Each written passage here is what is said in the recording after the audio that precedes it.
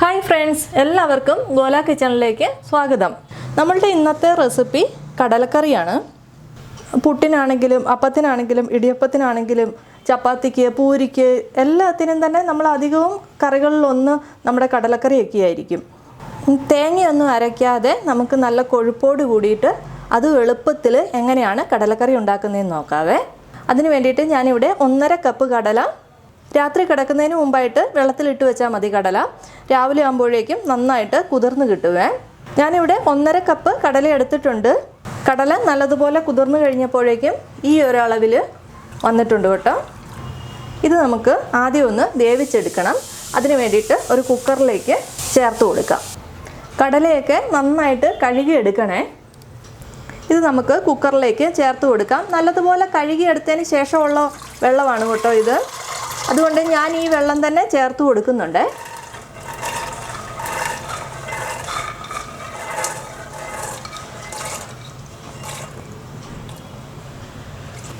ഇതിൻ്റെ കൂടെ കുറച്ച് വെള്ളവും കൂടി നമുക്ക് ചേർത്ത് കൊടുക്കണം. കടലയുടെ മുകളിലായിട്ട് വെള്ളം വരുന്നോടം വരെ വെള്ളം ചേർത്ത് കൊടുക്കണം കേട്ടോ. ഇതിലേക്ക് ഉപ്പ് ചേർത്ത് കൊടുക്കാം. ഞാനിവിടെ 2 ടീസ്പൂൺ ഉപ്പ് ചേർത്ത് കൊടുക്കുന്നുണ്ട്. ഇത്രയും കടല ഉള്ളത് കൊണ്ടാണ് കേട്ടോ 2 ടീസ്പൂൺ ചേർക്കുന്നത്.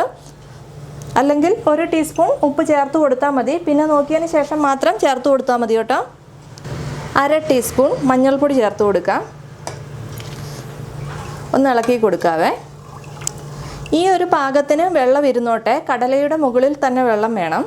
കടല നല്ലതുപോലെ വെന്ത് കിട്ടണം കേട്ടോ. ഞാനിവിടെ ഒരു 6 വിസിൽ അടുപ്പിക്കുന്നുണ്ട്. ആദ്യത്തെ വിസിൽ ഹൈ ഫ്ലെയിമിലും ബാക്കിയുള്ള 5 വിസിൽ ലോ ടു മീഡിയത്തിലും വെച്ച് കൊടുക്കുന്നുള്ളൂ. കടല നല്ലതുപോലെ വേകണം. കടല നല്ലതുപോലെ വെന്തില്ലെങ്കിൽ കറി വെച്ച് കഴിഞ്ഞാൽ അത്ര ടേസ്റ്റ് ഉണ്ടാകത്തില്ല. നിങ്ങൾ ഇത്രയും വിസിൽ അടിച്ചിട്ട് തുറന്നു നോക്കുക. വെന്തില്ലെങ്കിൽ വീണ്ടും 2 വിസിലും കൂടി അടുപ്പിക്കണം കേട്ടോ. ചില കുക്കറിനനുസരിച്ചും കടലയുടെ വേവിനനുസരിച്ചും ഒക്കെ ചെറിയൊരു മാറ്റം അങ്ങോട്ടും ഇങ്ങോട്ടും വരും. അപ്പോൾ അത് നോക്കിക്കഴിഞ്ഞതിന് ശേഷം മാത്രം കറി വെക്കുക കേട്ടോ. നല്ലോണം വേവണേ. കടല വെന്ത് വരുന്ന സമയം കൊണ്ട് നമുക്ക് കുറച്ച് ഉള്ളിയൊക്കെ ഒന്ന് വഴറ്റിയെടുക്കണം. അതിന് വേണ്ടിയിട്ട് ഞാനിവിടെ ഒരു മൺചട്ടി വെച്ച് കൊടുത്തിട്ടുണ്ട്. അതിലേക്ക് കുറച്ച് എണ്ണ ചേർത്ത് കൊടുത്താൽ മതി. ലാസ്റ്റ് നമുക്ക് കടുക് താളിക്കാനുള്ളതാണ്. അന്നേരം എണ്ണ ചേർക്കുന്നതുകൊണ്ട് ഈ സമയത്ത് കുറച്ച് എണ്ണ മാത്രം ചേർത്ത് കൊടുത്താൽ മതി കേട്ടോ. ഞാനിവിടെ കടലക്കറിയിലേക്ക് തേങ്ങാക്കൊത്ത് ചേർത്ത് കൊടുക്കുന്നുണ്ട്. നിങ്ങൾക്ക് ഇഷ്ടമുണ്ടെങ്കിൽ മാത്രം തേങ്ങാക്കൊത്ത് ചേർത്ത് കൊടുത്താൽ മതി കേട്ടോ. തേങ്ങാക്കൊത്ത് ചേർത്ത് കൊടുക്കുകയാണെങ്കിൽ നല്ല രുചി ഉണ്ടാകും കടലക്കറിക്ക്. ഞാനിവിടെ 1/2 കപ്പോളം തേങ്ങ ചേർത്ത് കൊടുക്കുന്നുണ്ട്. ഇളക്കി കൊടുക്കാം.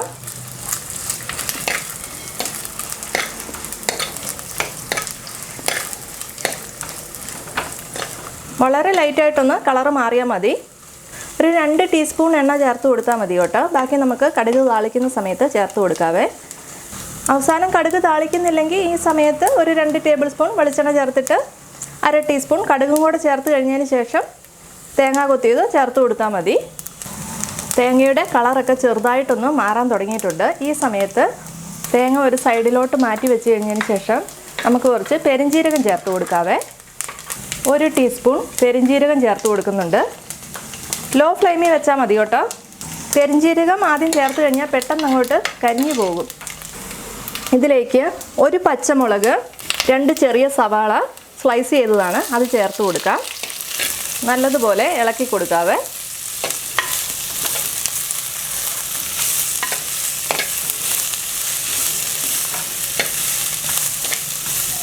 ലോ ഫ്ലെയിമിൽ വെച്ച് അടച്ചു വെച്ച് കൊടുക്കാം. ലോ ഫ്ലെയിമിൽ തന്നെ വെക്കണം, കരിഞ്ഞു പോകരുത്. നമുക്കൊന്ന് തുറന്ന് നോക്കാം. ആവി കയറിയിട്ടുണ്ട്. നല്ലതുപോലെ ഒന്ന് ഇളക്കി കൊടുക്കാം. ഇതിലേക്ക് 1/2 ടീസ്പൂൺ ഇഞ്ചിയും 1/2 ടീസ്പൂൺ വെളുത്തുള്ളി അരിഞ്ഞതുമാണ്. ഇത് രണ്ടും കൂടി ചേർത്ത് കൊടുക്കാം. അരിഞ്ഞോ ചതച്ചോ എങ്ങനെ വേണേലും ചേർത്ത് കൊടുക്കാം കേട്ടോ. നല്ല എരിവുള്ള പച്ചമുളക് ആയതുകൊണ്ടാണ് ഒരെണ്ണം ചേർത്ത് കൊടുക്കുന്നത്.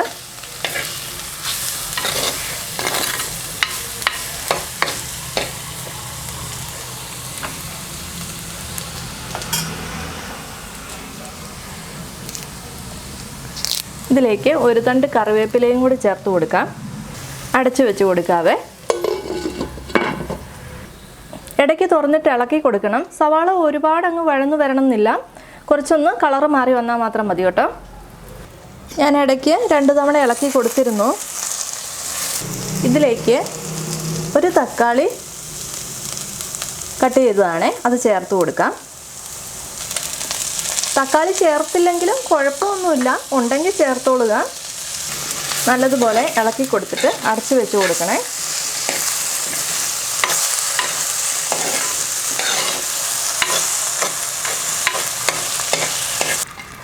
തക്കാളി ചേർത്ത് കഴിഞ്ഞതിന് ശേഷം നല്ലതുപോലെ ആവി കയറിയിട്ടുണ്ട്. നല്ലതുപോലെ ഇളക്കി കൊടുത്തതിന് ശേഷം ഇനി നമുക്ക് പൊടികൾ ഓരോന്നായിട്ട് ചേർത്ത് കൊടുക്കാം. 1/2 ടീസ്പൂൺ മഞ്ഞൾപ്പൊടി ചേർത്ത് കൊടുക്കുന്നുണ്ട്. എരിവുള്ള മുളക് പൊടി 1 ടേബിൾ സ്പൂൺ. കൂടുതൽ എരിവ് വേണമെങ്കിൽ 2 ടേബിൾ സ്പൂൺ ചേർത്ത് കൊടുത്തോ കേട്ടോ. കളറിന് വേണ്ടിയിട്ട് 1 ടേബിൾ സ്പൂൺ കാശ്മീരി മുളക് പൊടിയും കൂടി ചേർത്ത് കൊടുക്കുന്നുണ്ട്. മല്ലിപ്പൊടി 2 ടേബിൾ സ്പൂൺ. നല്ലതുപോലെ ഇളക്കി കൊടുക്കണേ. ലോ ഫ്ലെയിമിൽ വെച്ച് കൊടുത്താൽ മതി. നന്നായിട്ട് ഇളക്കി കൊടുത്താൽ പൊടിയുടെ പച്ച മണമൊക്കെ ഒന്ന് മാറണേ, അതുവരെ ഇളക്കി കൊടുക്കണം. നന്നായിട്ട് പൊടിയുടെ പച്ചമണമൊക്കെ മാറിയിട്ടുണ്ട്. ഈ സമയത്ത് വേണം കടല ചേർത്ത് കൊടുക്കാനായിട്ട്. പ്രഷറൊക്കെ നന്നായിട്ട് പോയതിന് ശേഷം മാത്രം കുക്കർ തുറക്കാവുള്ളേ. കടലയെടുത്ത് പ്രസ് ചെയ്യുന്ന സമയത്ത് ഇതുപോലെ നന്നായിട്ട് പൊട്ടി വരുവാണെങ്കിൽ കടല നന്നായിട്ട് വെന്തിട്ടുണ്ട് കേട്ടോ. ഇതുപോലെ പ്രസ് ചെയ്ത് നോക്കിയാൽ മതി. ഇതുപോലെ പ്രസ് ചെയ്യുന്ന സമയത്ത് വെന്തിട്ടില്ലെന്ന് തോന്നുവാണെങ്കിൽ ഒരു 2 വിസിലും കൂടി അടുപ്പിക്കണേ. അതിന് ശേഷം മാത്രമേ കടല ചേർത്ത് കൊടുക്കാവുള്ളൂ. ഈ കടലയിൽ നിന്ന് നമുക്ക് കുറച്ചെടുത്ത് ഒന്ന് അരച്ചെടുക്കണം. ഇതേപോലെ 2 തവി കടല ഞാൻ എടുത്തിട്ടുണ്ട് കേട്ടോ. ഈ കടലയൊന്ന് നമുക്ക് അരച്ചെടുക്കാം. വെള്ളമൊന്നും ചേർക്കണം എന്നില്ല കേട്ടോ. ഇനി അഥവാ അരയുന്നില്ലെങ്കിൽ ഒരു ഇത്തിരി വെള്ളം മാത്രം ചേർത്ത് കൊടുക്കുക കേട്ടോ. ഒരു 1/4 കപ്പങ്ങാനുമേ, അതിൽ കൂടുതലൊന്നും ആവശ്യമില്ല. കടലയുടെ ചൂട് പോയതിന് ശേഷം അരയ്ക്കണേ. കടലയിൽ ചേർത്ത് കൊടുത്തിരിക്കുന്ന വെള്ളമൊന്നും കളയണ്ട. ഈ വെള്ളത്തോടു കൂടി വേണം നമ്മൾ വഴറ്റി വെച്ചിരിക്കുന്ന സവാളയിലേക്ക് ചേർത്ത് കൊടുക്കാനായിട്ട്. നല്ലതുപോലെ ഇളക്കി കൊടുക്കാം.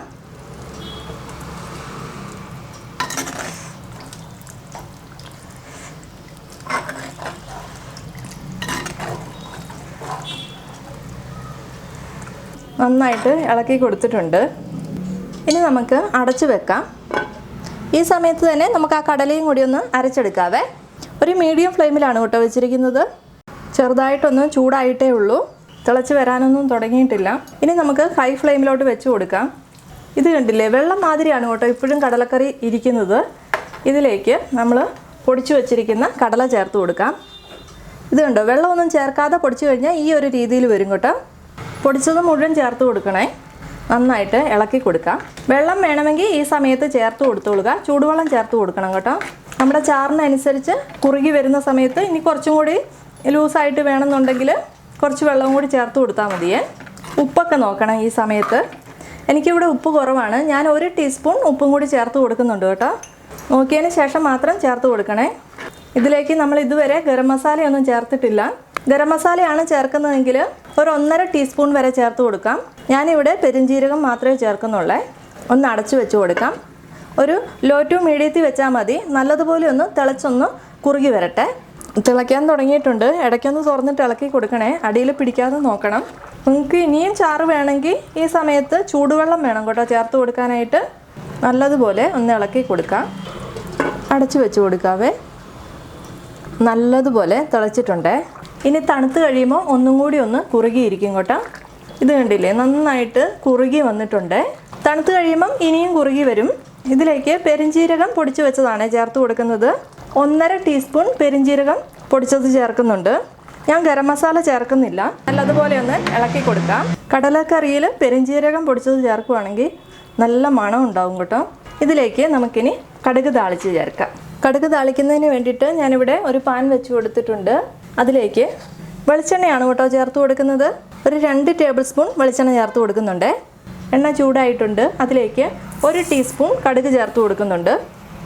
ഇത്രയും കടല ഉള്ളതുകൊണ്ടാണ് കേട്ടോ ഞാൻ ഈ ഒരു അളവിൽ കടുകൊക്കെ ചേർത്ത് കൊടുക്കുന്നത്. അല്ലെങ്കിൽ 1/2 ടീസ്പൂൺ ചേർത്ത് കൊടുത്താൽ മതി കേട്ടോ. കടുക് പൊട്ടിക്കഴിയുമ്പോഴേക്കും ഒരു 10 ചെറിയുള്ളി അരിഞ്ഞതാണ് അത് ചേർത്ത് കൊടുക്കാം. ചെറിയുള്ളി ഇല്ലെങ്കിൽ സവാള ചേർത്ത് കൊടുത്താൽ മതി കേട്ടോ. ചെറിയുള്ളി ഉണ്ടെങ്കിൽ ചെറിയുള്ളി തന്നെ ചേർത്ത് കൊടുക്കണേ. 5 വറ്റൽമുളക് എടുത്തിട്ടുണ്ട്, അതും കൂടി ചേർത്ത് കൊടുക്കുന്നുണ്ട്. ഒരു 2-3 എണ്ണം ആണെങ്കിലും ചേർത്ത് കൊടുത്താൽ മതി കേട്ടോ. ഇളക്കി കൊടുക്കാവേ. ആ ഉള്ളിയുടെ കളറൊക്കെ ഒന്ന് മാറി വരട്ടെ. ഇതിലേക്ക് കറിവേപ്പില ചേർത്ത് കൊടുക്കാം. ഒരു 2-3 തണ്ട് കറിവേപ്പില ചേർത്ത് കൊടുക്കണേ. നല്ലതുപോലെ ഇളക്കി കൊടുക്കാം. ഉള്ളിയുടെ കളറൊക്കെ നല്ലതുപോലെ ഒന്ന് മാറി വരട്ടെ. ഉള്ളിയുടെ കളറൊക്കെ മാറിയിട്ടുണ്ട്. ഫ്ലെയിം ഓഫ് ചെയ്ത് കൊടുക്കാം. ഇനി നമുക്ക് കറിയിലേക്ക് ചേർത്ത് കൊടുക്കാവേ. നല്ല അടിപൊളി കുറുകിയ കടലക്കറി റെഡി ആയിട്ടുണ്ട്. തണുത്ത് കഴിയുമ്പം നല്ലതുപോലെ കുറുകി പോയെന്ന് തോന്നുവാണേ കുറച്ച് തിളപ്പിച്ച വെള്ളം ചേർത്ത് കൊടുത്താൽ മതി കേട്ടോ. നോർമൽ വെള്ളം ചേർത്ത് കൊടുക്കരുത്, തിളപ്പിച്ച വെള്ളം വേണേ ചേർത്ത് കൊടുക്കാനായിട്ട്. ഈ സമയത്ത് ഒന്നും കൂടി ഉപ്പൊക്കെ നോക്കുക. ഉപ്പ് കുറവാണെങ്കിൽ ചേർത്ത് കൊടുക്കണം. എനിക്കിവിടെ ഉപ്പൊക്കെ കറക്റ്റാണ്. ഇനി ഞാൻ ഉപ്പൊന്നും ചേർത്ത് കൊടുക്കുന്നില്ല. കണ്ടോ, നല്ല കുറുകിയ കടലക്കറി റെഡി ആയിട്ടുണ്ട്. അപ്പോൾ എല്ലാവരും ഈ ഒരു രീതിയിൽ കടലക്കറി ഉണ്ടാക്കി നോക്കണേ. റെസിപ്പി ഇഷ്ടപ്പെട്ടാൽ ലൈക്ക് ചെയ്യാനും കമൻറ്റ് ചെയ്യാനും ഒന്നും മറക്കരുത്. ഇതുവരെ സബ്സ്ക്രൈബ് ചെയ്യാത്തവരുണ്ടെങ്കിൽ ഒന്ന് സബ്സ്ക്രൈബ് ചെയ്ത് സപ്പോർട്ട് കൂടി ചെയ്യണേ. അപ്പോൾ മറ്റൊരു നല്ല റെസിപ്പിയുമായിട്ട് വീണ്ടും കാണാം. താങ്ക്